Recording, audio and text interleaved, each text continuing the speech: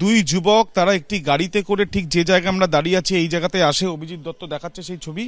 এবং এখানে যখন তারা আসে তাদের এই গাড়িতে সরকারি বোর্ড লাগানো রয়েছে এবং এরপরই তারা এখানে একটি বাইকের সঙ্গে প্রথমে গাড়ির ধাক্কা লাগে এবং তারপর তারা বেরিয়ে এসে বাইক চালকের উপরে চড়াও হয় এবং এখানে মত্ত অবস্থায় সেই দুজন ছিল এমনটাই স্থানীয় বাসিন্দারা জানাচ্ছেন। এবং রাস্তার মাঝখানে গাড়ি দাঁড়া করিয়ে তারা রীতিমতো তাণ্ডব চালাচ্ছিল সেখানে। এরপর এলাকার বাসিন্দারা যেহেতু ন্যারো স্পেস এই জায়গা থেকে গাড়ি সরিয়ে নিয়ে যেতে বলায় তাদের সঙ্গে বচসা বাড়তে থাকে এবং তারপর বেপরোয়াভাবে গাড়ি চালিয়ে ঠিক যে জায়গায় আমরা দাঁড়িয়ে আছি এখানেই এক মহিলা তিনি স্কুটারে ছিলেন বা বাইকে ছিলেন, তার কিন্তু সেখানে সেই বাইকে কিন্তু ধাক্কা মারা হয়। সেই মহিলা ছিটকে পড়েন, তাকে চিকিৎসার জন্য হাসপাতালে নিয়ে যাওয়া হয়। পরে তারই লিখিত অভিযোগের ভিত্তিতে যেটা জানা যাচ্ছে ওই যে দুজন যুবক এখানে উপস্থিত ছিল তাদেরকে গ্রেপ্তার করা হয়েছে, তাদের গাড়িটিকেও আটক করা হয়েছে।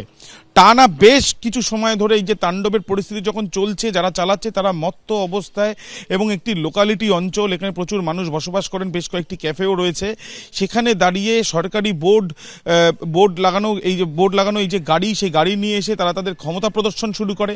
ইতিমধ্যে লিখিত অভিযোগের ভিত্তিতে যেটা জানা যাচ্ছে যে পুলিশের তরফ থেকে দুজনকে গ্রেপ্তার করা হলেও এলাকার বাসিন্দারা এটাও জানাচ্ছেন যে তারাই কিন্তু কোনোভাবেই মেনে নিতে পারছেন না যে এই ধরনের তাণ্ডব তারা কেউ চালাচ্ছে এবং তারপর তারাই ঘিরে ফেলে গাড়ি এবং তারাই পুলিশের হাতে তুলে দেয়। এই ঘটনায় কেন এই সরকারি বোর্ড লাগানো গাড়ি নিয়ে মত্ত অবস্থায় দুই যুবক এলাকায় চারিদিকে ঘুরে বেড়াচ্ছে এবং একদম সি ব্লকে আমরা রয়েছি পাটুলি, সেখানে সেই তাণ্ডব চালালো, সেই বিষয়টাও কিন্তু এখনো পর্যন্ত উঠছে প্রশ্ন এবং সেই বিষয়টাও খতিয়ে দেখা হচ্ছে বলে পুলিশ সূত্র থেকে জানা যাচ্ছে। অন্যদিকে পার্ক স্ট্রিটে ভেঙে পড়েছে একটি পুরনো বাড়ির একাংশ। বাড়ির বাসিন্দারা বাইরে থাকায় দুর্ঘটনা থেকে রক্ষা পান তারা। বাড়ির ছাদের একটা অংশ ভেঙে পড়ায় এই দুর্ঘটনা ঘটে। আতঙ্কিত হয়ে পড়েন বাড়ির বাসিন্দারা। ঘটনাস্থলে পার্ক স্ট্রিট থানার পুলিশ। কলকাতায় ভূমিকম্প হয়ে যাওয়ার পরে দুর্বল হয়ে গিয়েছিল বাড়িটি, এমনটাই দাবি করেছেন বাসিন্দারা।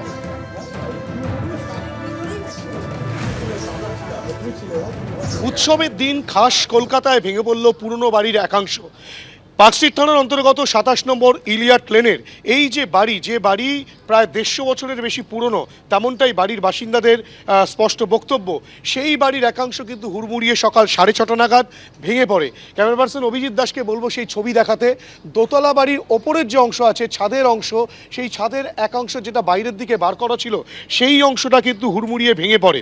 এবং প্রসঙ্গত বলে রাখি, এই বাড়ির স্ট্রাকচারটা যেমন রয়েছে, যে বাড়িটা কিন্তু চারিদিক থেকে রয়েছে, মাঝখানে একটা ফাঁকা জায়গা, উঠোনের মতো একটি জায়গা রয়েছে এবং সেই সময় কিন্তু সকাল 6:30 নাগাদ আচমকাই বাড়ির একাংশ ভেঙে পড়ে।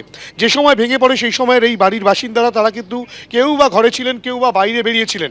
এবং যেটা বাসিন্দারা স্পষ্টত বলছেন যে এই বাড়িতে মোট 13 জন ভাড়াটে থাকেন। 13 জনের মধ্যে যে অংশে এই বাড়িটির অংশটা ভেঙে পড়েছে সেখানে কিন্তু 4টি পরিবার এখানে থাকে এবং মোট 13টি পরিবারের মধ্যে 4টি পরিবার এখানে থাকে। এবং এখানে কিন্তু যেটা দেখা যাচ্ছে যে ইট পাটকেল রীতিমতো ভেঙে পড়ে রয়েছে, বড় বড় ইটের পড়ে রয়েছে, যেমন বড় বড় চাঙর পড়ে রয়েছে। সামনে একটি বাইক রয়েছে, সেই বাইকের ওপরেও কিন্তু সেই বেশ খানিকটা অংশ ভেঙে পড়ে, বাইকটিও ক্ষতিগ্রস্ত হয়েছে। গোটা ঘটনায় কিন্তু স্বাভাবিকভাবেই হতচকিত এবং আতঙ্কিত এলাকার বাসিন্দারা এবং এখানকার বাসিন্দারা। দেখাবো, ক্যামেরা পার্সনকে বলবো দেখাতে, পার্ক স্ট্রিট থানার পুলিশ, পার্ক স্ট্রিট থানার ওসি সহ পার্ক স্ট্রিট থানার বিশাল পুলিশ, তারা কিন্তু ঘটনাস্থলে এসে পৌঁছেছে। তারা পরিবারের সদস্যদের সঙ্গে কথাবার্তা বলছেন এবং এই গোটা ঘটনা কিভাবে ঘটলো সরাসরি জানবো তানভীর হোসেন, এখানকারই এই বাড়িরই বাসিন্দা, তার থেকে। তানভীর দা, ঠিক কি ঘটনাটা ঘটল? সকাল 6:30 রোজকার মতন আমি আমার মোটরটা নিয়ে এসেছি। যেমন আমরা জলটা ভরি সকালে 6:30, আমি জাস্ট এসছি, মানে 2 সেকেন্ড আমি মোটরটা রেখেছি, ধরে পড়ে 2 সেকেন্ড যদি দেরি হতো তা এই পুরো জিনিসটা আমার উপরে পড়তো, আমি স্পট হতাম, মানে আমি মারা যেতাম সকালে। 2 সেকেন্ডের জন্য উপরওয়ালা আমাকে বাঁচিয়ে দিল।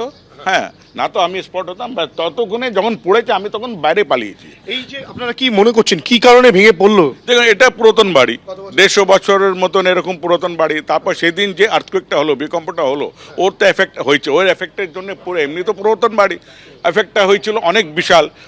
আমি তো সেই সময় ভেবেছিলাম কি সেই দিন না পড়ে যায়, তো ওপরওয়ালা সেদিন তো কিছু হয়নি, বাট আজকে সকালে এরকম অবস্থা হলো।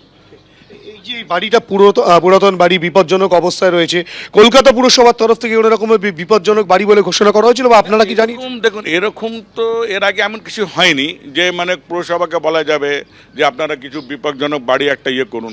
এখন এটা হলো, তো এবারে পুরসভা সব ইয়ে হবে।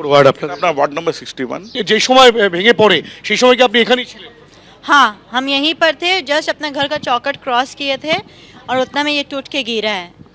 हाँ, तो बस 2 सेकंड का डिस्टेंस होएगा जो हम बच गए हैं, बाकी मेरे चाचू फिर पानी वानी लगाने गए, वो भी बच गए। तो बस यही है कि ऊपर वाला का कृपा है कि ज़्यादा हम लोग किसी को चोट लगा नहीं है, किसी कोई भी हार्म नहीं हुआ है। ভয় লাগছে এখন যে বাড়িটা যেভাবে ভেঙে পড়ে রয়েছে। डर तो लग रहा है कि कभी भी कुछ भी हो सकता है भाई, कभी वहाँ पे मीटर बॉक्स हम लोग का टूटा हुआ है, कभी वो ऊपर का छत है, बहुत सा चीज़ है, बाहर का जो हम लोग का पिलर है वो टूटा हुआ है, बिकॉज ये बहुत पुराना बिल्डिंग है, तो ये हो ही सकता है कि डर तो लगेगा भाई कि कभी भी कुछ भी हो सकता है यहाँ पे किसी का भी जान को।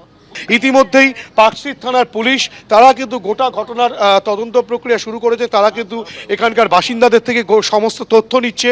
ইতিমধ্যেই ডিজাস্টার ম্যানেজমেন্ট গ্রুপের কর্মীদেরকেও বলা হয়েছে, পুরসভাকেও খবর দেওয়া হয়েছে তারা কি পদক্ষেপ নেয় এবং এটাকে কিভাবে কতক্ষণে সরানো যায় এবং কতটা বিপজ্জনক অংশ রয়েছে সমস্ত বিষয়টা পুরসভার তরফ থেকে স্থির করা হবে, তেমনটাই পুরসভা সূত্রের খবর। ক্যামেরায় অভিজিৎ দাসের সঙ্গে হিন্দল দে, ABP Ananda, Kolkata.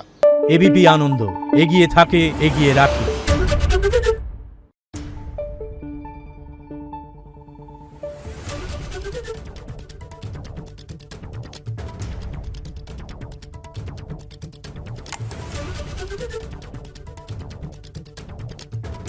Thank you.